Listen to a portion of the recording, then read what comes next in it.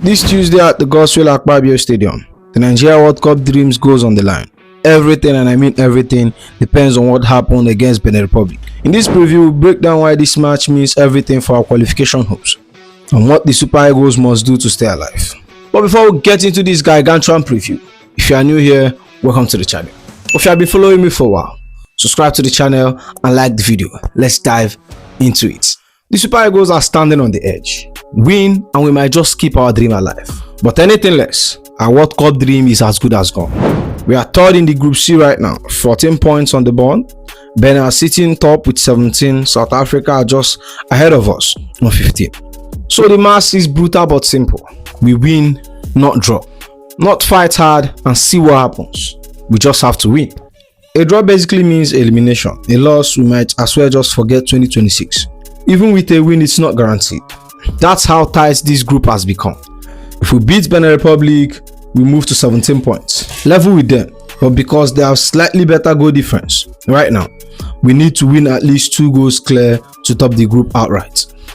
This is not about grinding out a 1-0. It's about sending out a statement. Then there is South Africa. They are sitting second place, 1 point above us. If they win their final game, regardless of what we do, it's over. But if they drop points, even a draw, that's where it gets interesting. A Nigerian win by 2 or more could flip everything. We don't need to show up, we need to dominate. No excuses. No, we played well but unlucky storyline.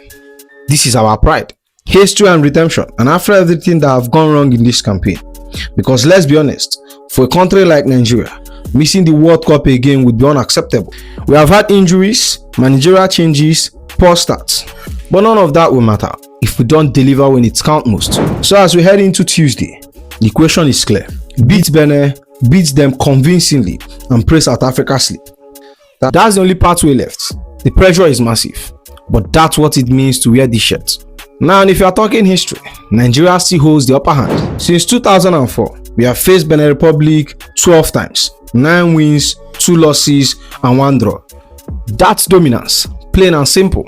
On paper, we are the big brothers, the heavyweights, the team that is supposed to handle business. And for years, that's exactly what we did. Every time Benin faces us, it was damage control. But recently, the gap has started to close. Because in the last few minutes, Benin Republic has turned this fixture into a fight. We lost to them in a home friendly in 2024. 3-1 again in 2024. It was about how we played. Flat, predictable, and second to every ball. Gernot Rohr, Benin showed discipline, while we look like a team still searching for an identity. So yes, overall, the record says we are favourites. But anyone thinking that this would be a routine 3 points hasn't been paying attention. This isn't the same Benin side we used to roll over. This is a team that has grown, learned, and now believe they can go toe to toe with us. And that's why this Tuesday is not just another qualifier. It's personal. It's a test of pride and of progress. Because if we truly call ourselves one of the African giants, we can't keep being haunted by teams we used to dominate. This isn't about revenge. This is about reclaiming control.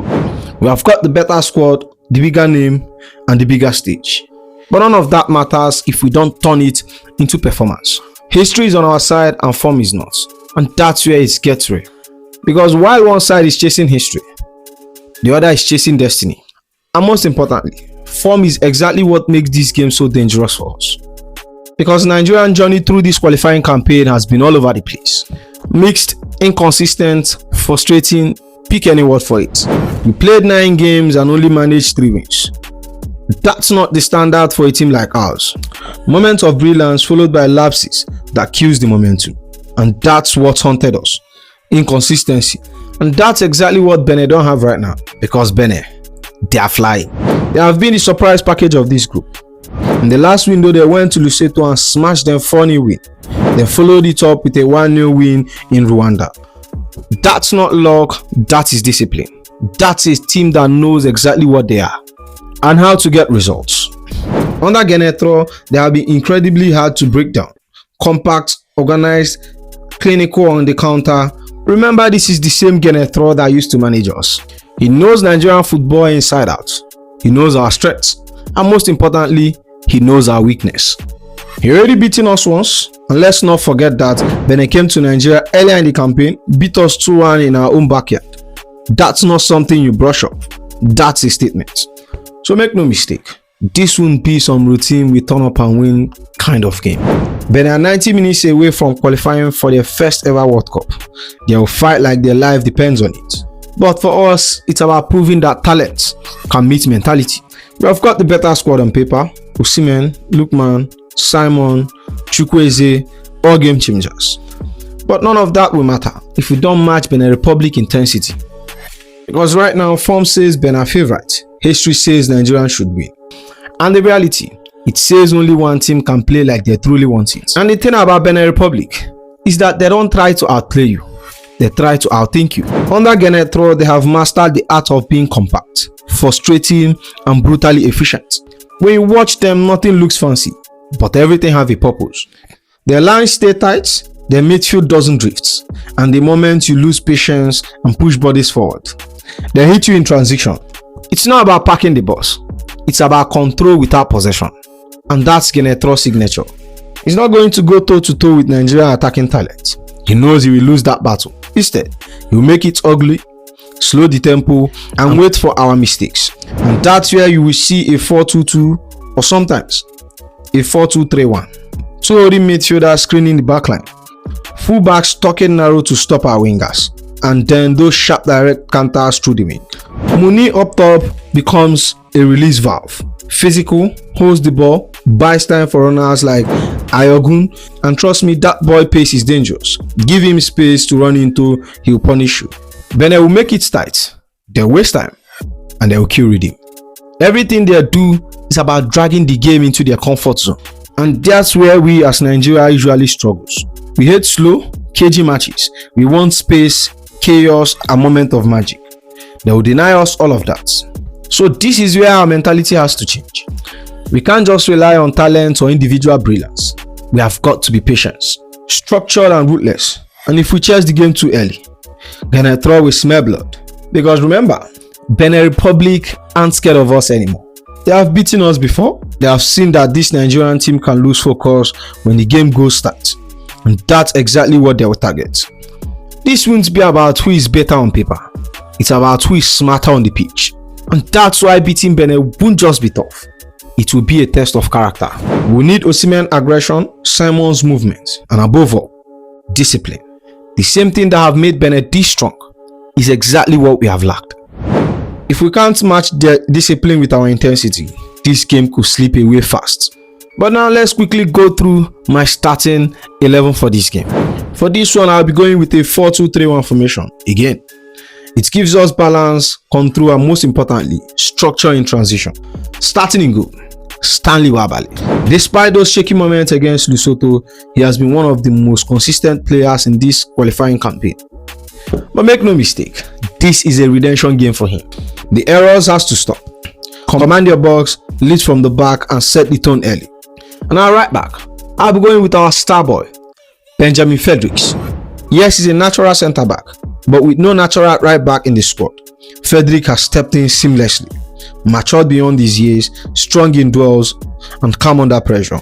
He has shown he's the future of the Super Eagles defense. Centre backs, Kevin Bassey and William Troost-Ekong. I'll be honest, this pairing hasn't convinced me. Against Lesotho, they looked disorganized when pressed, communication wasn't sharp, and we can't afford that here. Benin will sit deep and look to hit us weak. One lapses in shape and we are punished. Left back, Bruno Emechi, quietly solid against Lesotho, nothing flashy but dependable. That's exactly what you need from him again. A midfield of Wilfred Ndidi and Alex Iwobi. This duo gives us balance, steel and flair. Ndidi sits as the anchor, break play, shielding the backline, while Iwobi gets the license to push higher, link in transition, and drive the attack. If they click, we control the game. And in the attacking midfielder is Akwa Adams. Scoring on his debut, Akwa Adams looked sharp. But what impressed me the most is how he linked up with Osimhen. He played almost like a shadow striker, close to the 9, dragging defenders out, creating lanes. That energy will be key again. Right wing, I'll be going with Samuel Chukwueze. Didn't start against Lesotho, but when he came on, you could see instantly the difference. Direct, unpredictable, confidence. He needs to start. We need that spark. Left wing, is Simon Moses. With Lookman suspended due to accumulated yellow cards, Simon starts. Simple choice. His delivery from wide will be crucial, especially if Benin sat deep. The crosses, the work rates, he brings that. And up front, it's no debate. Victor Osimhen. Victor Osimhen starts every single time. The energy, the hunger, the presence, this is his stage. And when he locks in, Nigeria are completely different here. Now tactically, we can't get dragged into Benin tempo because they will try to frustrate us, slow the game down and catch us on counters. We have to move the ball quicker, stretch the line and stay patient. Early goal will kill their plan because if we score first, they have to open up and that's where we destroy them. So yes, I'm backing this lineup and I'm backing this team. And here's my prediction: a 3-0 Nigerian win. Now that said, that's the video, my friends. Make sure you like, comment and subscribe, and I'll see you in the next one. You go be.